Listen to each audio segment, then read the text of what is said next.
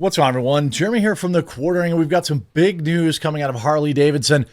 If you remember, over the past summer, during the Sturgis motorcycle rally, Harley had a little bit of a kerfuffle, rolling out some wildly woke policies. And while the mainstream media kept telling you that the customer is always wrong and it doesn't matter, well, I am happy to report to you, we've got another W. Their woke CEO has been fired, is out. Make sure to leave a like on this video because the consumers actually matter. It matters. Like, the sales plummeted because they got woke and he got fired. This is the power that all of you possess. And it's important that you take a minute to pat yourself on the back. It's important that you take a minute to this is all you. And we've got all the details coming from Robbie Starbuck, and we're going to get into that right now real quick. Huge shout out to this video's important sponsor, Sheath. Sheath makes the most boxer briefs I've ever worn. If you're sick of boxers that are too loose or briefs that are too tight, Sheath is literally for you. Just got some new ones right now. You've got to get a pair. Just one pair is going to change your life. The most comfortable boxer briefs you ever put on your body.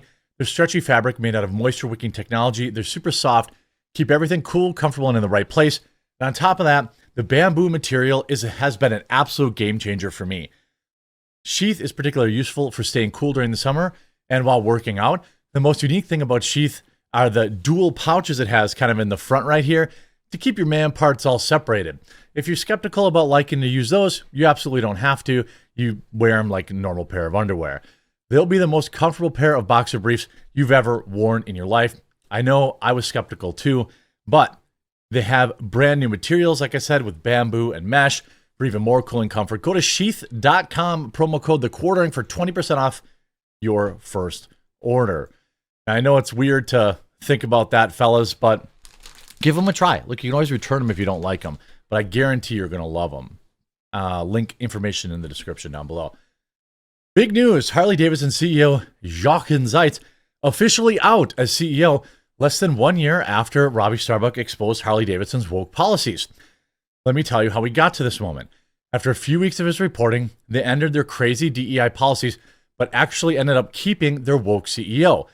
I warned that not firing Jochen Zeitz meant doom for the company, and I was right. Loyal riders didn't forgive the board for keeping a CEO who's so deeply out of touch with them. Harley has since reported a 60% year-over-year reduction in motorcycle revenue. Let me repeat that. Harley has reported a 60% year-over-year reduction in motorcycle revenue. They thought that you wouldn't go out there and stop buying their products. Now, I get it. A Harley Davidson's a very expensive thing. It's not like you're just going to, it's not like everyone's Sean Strickland and they can just throw it away and buy a different bike. But people could not buy new ones. And that's apparently exactly what happened. It was a long time coming, but this proves the strength of our movement against wokeness and divisive DEI policies. I want to restore brands in the end, so I'm offering my advice to the board at Harley Davidson, and I'll let you know if they listen. I'm hopeful that they choose a new path. I'll keep you updated. I mean, listen to this. All right, major win for you guys. As you all know, I targeted Harley Davidson and criticized their DEI and woke policies starting in the end of July last year all the way through August. And eventually, I secured the changes where they eliminated all of those crazy policies. However, I did say that even after they eliminated those policies, they needed to fire their CEO. Let's look back at the tape. Now it's up to us to raise our voices to Harley Davidson, to their board, to get rid of this woke CEO and save a great American brand. Because if we don't save it, this man will drive it into the ground. But they did not fire their CEO. And what has happened since then? Well, in their reporting this year, they had to tell investors that their revenue had slumped by 60% year over year in motorcycle sales. So exactly as I had predicted, business was going to be really tough if you kept this woke CEO. This is where the stock price started when I began our boycott of Harley Davidson, and this is how it's going. In case I mean, also, massive. We're gonna look at both If you're these things unfamiliar too. with the stock market, this line is going the wrong direction for investors. And again, I wasn't looking at this CEO and criticizing him for no reason. This is a guy who was fully committed to wokeness. He, in fact, once compared himself to the Taliban, calling himself sort of a Taliban of sustainability, which is code for ESG and DEI. And he's the one who pushed ESG and DEI deep into the heart of Harley Davidson as a company. And I'm just throwing this one in there because I loved this graphic they did at Financial Times. It looks like we're at war with each other. It's beautiful, isn't it? So, in closing, I have got great news for our movement. The CEO is out.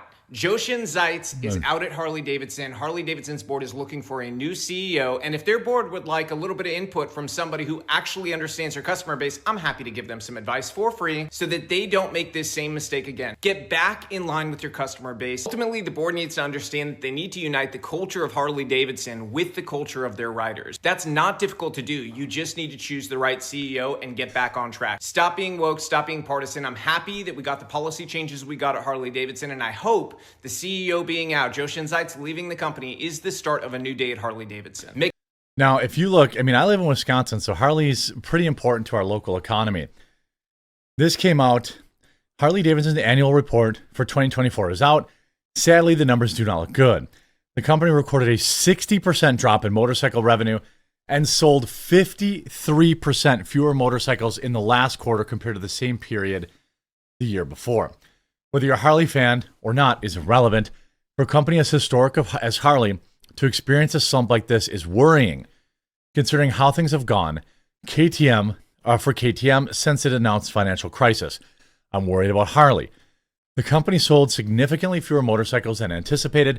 For North America specifically, the final 3 months of 2024 saw a 13% decline in sales.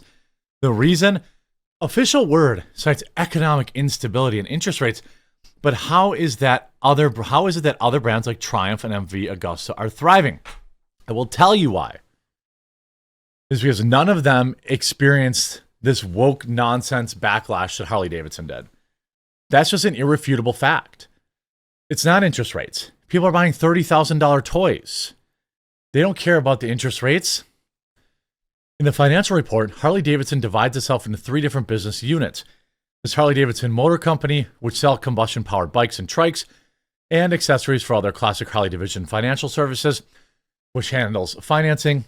But last but not least is Livewire, which encompasses all of its EV offerings, including Livewire and the children's balancing bike, Stacy C. I don't know. Harley Davidson Motor Company reported $420 million in total revenue for the fourth quarter of 2024, down 47% from Q4 of 2023. Oh, by the way, that's $214 million operational loss. Livewire, in addition, saw its revenue decline by 32%. As a whole, Harley Davidson's 2024 revenue of $5.1 million represents an 11% decrease from 2023. Total operating income in 2024 was $417 million, a 50% decrease from the year before. What about sales and shipment of motorcycles? Well, here's where things get interesting.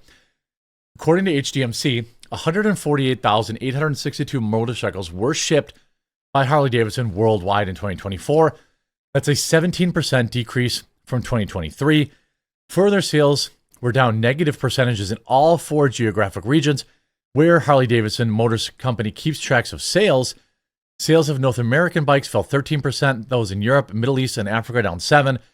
Asia and Pacific, 26%, and those in Latin America also fell 7%. Harley Davidson declared the last quarter that it would cut back on motorcycle shipments to dealers as they battle with an overabundant abundance of inventory. Following the release of recent results, the company's stock price fell another 3%, which we're going to take a look at. The company predicts that by the end of 2025, revenues will either stay the same or decline by roughly 5%. Its anticipated earnings per share are no different. Look, I think it's going to go down worse. Let's look at 1 year, okay? This is like last summer when everything kind of broke, where Sturgis was. $37 a share. Right now, $20 a share. A 51% cratering of their stock in the last 1 year alone. Now, a lot of people might be like, well, what's going on with the tariffs, this, that, and the other thing. You could see that long before the tariffs, the stock had been plummeting. Yeah, it went from 25 to 20 cents Oh, this is back in early April. If we go in the last, 5 days, it's down, another 15%. The last month, it's down 22%. I mean, if you go, Harley Davidson was never like one of those booming stocks, but in 2023, it was at about $50 a share, and it's been going, it's seeing some peaks in 2024, but ever since this woke nonsense has been happening, it's been absolutely plummeting. It's not just their woke CEO, I think, that, keeps, that reveals how out of touch they are. It's also a lot of their product. When you're not in touch with your customers, you're not putting out product that really, under your customers really want to pick up and buy. Harley Davidson CEO down after stark warning over prices of bikes as iconic brand faces uncertain future. Yeah, none of this has to do with the woke stuff, except I think a lot of it does. As thousands of bikers descend on Sturgis, South Dakota for the annual motorcycle rally, iconic bike brand Harley Davidson is facing some backlash.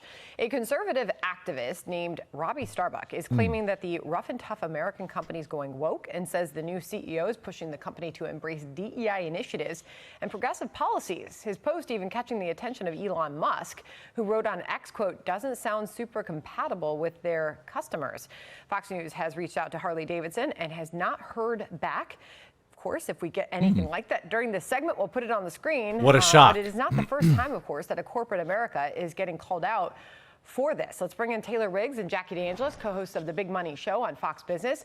I think it's important to reiterate these are only allegations at this point. Allegations of what? Being woke? Especially considering this is a publicly traded company, Taylor. I don't know, first your reaction to it. Yeah, I think my reaction is overall, given that, we're on a business show, is companies have a fiduciary duty to their shareholders to do what is right for the company.